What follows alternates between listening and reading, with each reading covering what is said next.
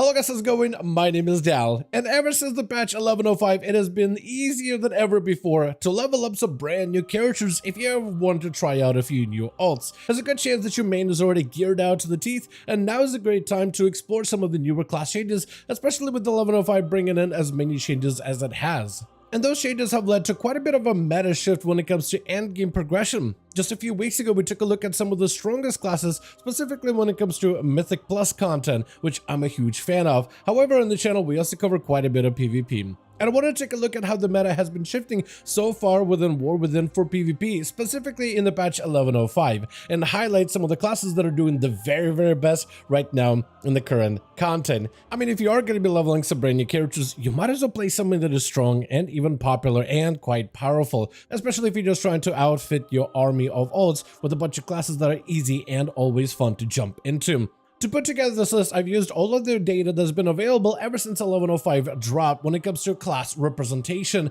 and really wanted to highlight the class specs that have seen the most amount of play, focusing on three primary roles of healers, range DPS, and melee DPS options. As always, if you want to see more videos like these in the future, War Within updates, be sure to follow the channel and subscribe, but otherwise, let's dive right in.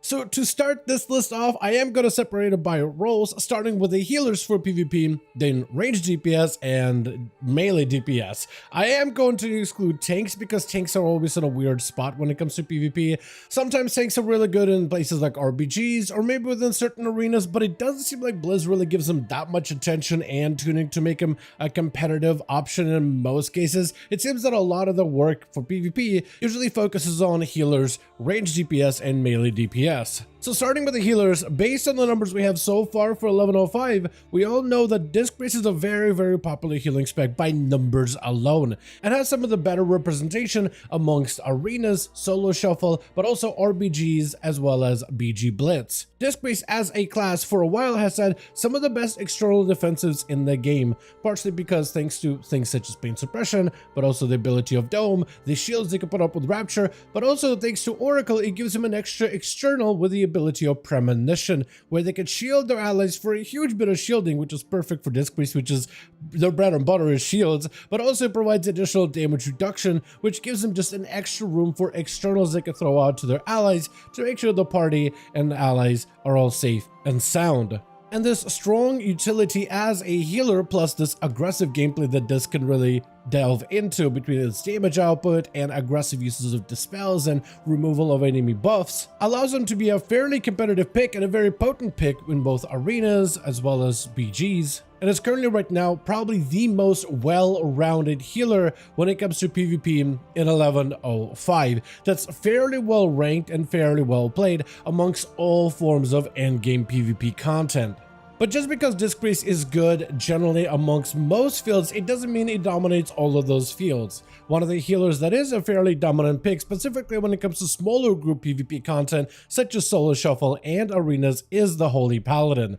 Paladins have gotten through a number of changes in 11.05 that have made the class even stronger for Retribution, Protection, and Holy, primarily because of the revamps that they've seen with their class challenger, which doesn't look all that different compared to the original version, but it has gotten a number of significant performance increases within certain nodes. And some of those nodes are excellent for PvP, with things like Stoicism, reducing the duration of stun effects in you in PvP, with stuns being one of the more popular and one of the most common form of CC within PvP content. Or things such as Inspired Guard, which provides them additional personal survivability when it comes to using their own defensive cooldowns. And then you also had updates to some of the forbearance abilities, so think things like Bubble, your Blessing of Protection, Spell Warding for Retribution, or Lay on Hands for all three specs of Paladin, with the Imperial Ward becoming a talent available for all three specs that not only allows Lay on Hands to grant their target additional armor for a few seconds, making it a great external, but also now ignores all healing reduction effects.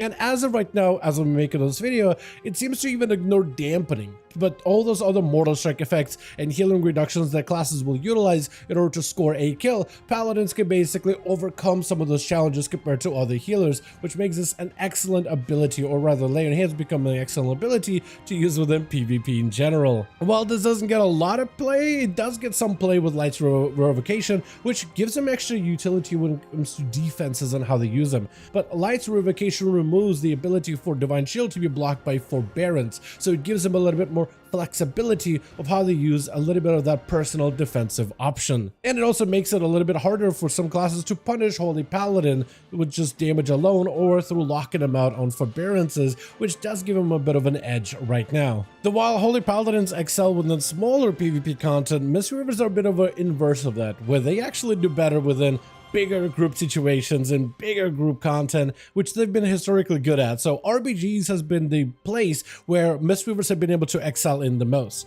And with BG Blitz being as popular as it has been so far, seeing a lot of representation and a lot of participation, this allows Mistweavers to really shine right now in War Within. Currently, Mistweavers are very well represented in that field specifically, as they have probably some of the best spread healing amongst group members, which they could then turn into great focus healing on any priority target that is getting piled on. But if, let's say, the entire team is getting rotted out by Warlocks and Death Knights and any other classes with multi-spread pressure, Mistweavers generally have been one of the better ones to be able to heal a massive group of players at the same time, which gives them a little bit of an edge when it comes to the AoE components and PvP gameplay. And they made a handful of adjustments in order to help them out when it comes to the PvP gameplay by granting them things such as Dome of Mist as a baseline passive option without having them to allocate a full talent point into to pick up that type of a talent for some dispel protection. This combined together with a number of new talent options that are now available within the talent tree has given Mistweavers a little bit more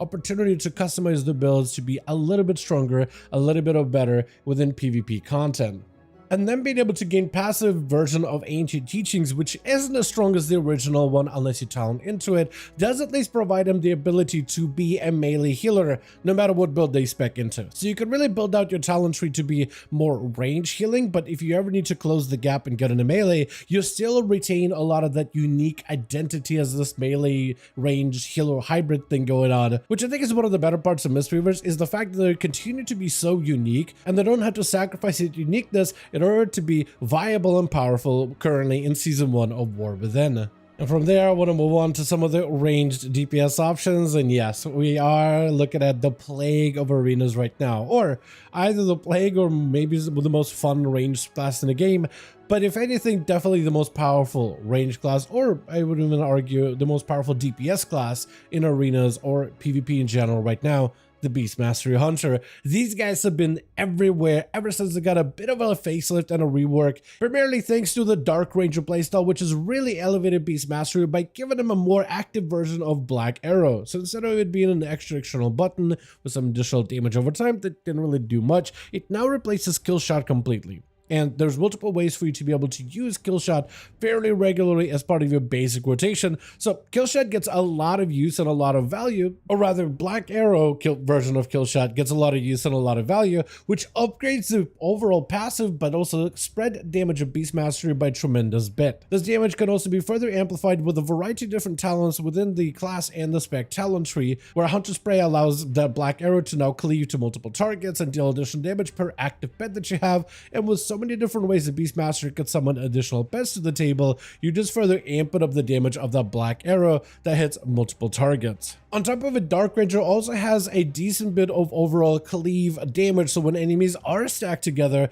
not only is Beastmaster able to pressure almost all on their own any healer or any DPS in the game all by themselves with some overwhelming numbers, but they'll also cleave anything that's nearby as well, which gives them probably one of the strongest types of profiles when it comes to PvP content, whether it is BGs, whether we're talking about arenas when enemies are ever close to one another, or even if an enemy is by themselves. That insane amount of pressure is very difficult to shut down because for the most part, Beastmaster has mostly an instacast based gameplay. It's very difficult to stop it. You could try to crowd control it at most, maybe you can line of sight it sometimes, but with how much mobility the class has, it does make it really difficult to escape them. And on top of it, hunters have excellent bit of utility that they can provide for their allies with plenty of crowd control on top of it. So it's a class that can do all of these things and has now seen a massive upgrade to its overall damage and is now benefiting greatly from that kind of an increase in quality of life. Though besides Beastmaster Hunter, there are plenty of other ranged DPS classes that are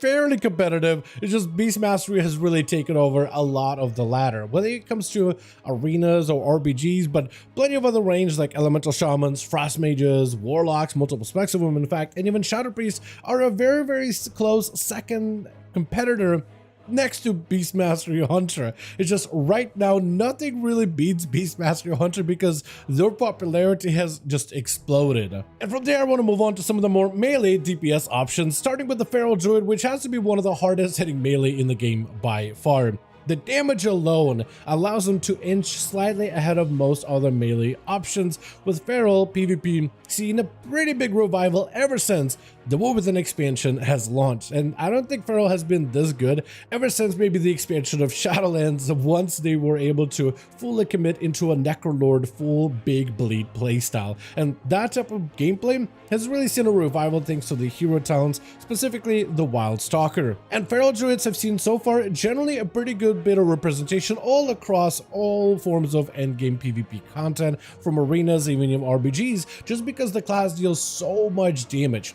whether it is spread damage through multiple blades or fantastic burst damage with massive powerful bites.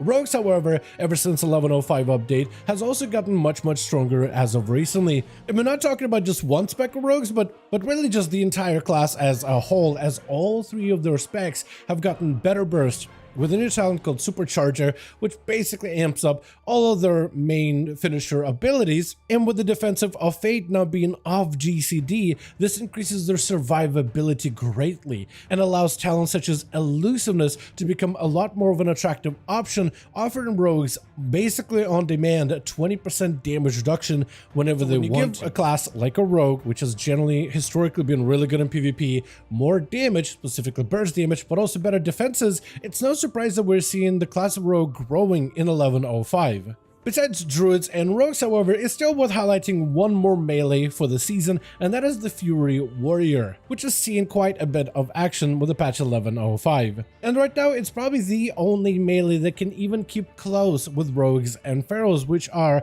I would argue, some of the more favored options at the moment. But they still numerically have a significant advantage among some of the other melee options and alternatives. And while warriors don't really bring a lot of utility all on their own, they definitely get some of the best damage output in the game, with a huge emphasis on strong sustained damage and amazingly high mobility.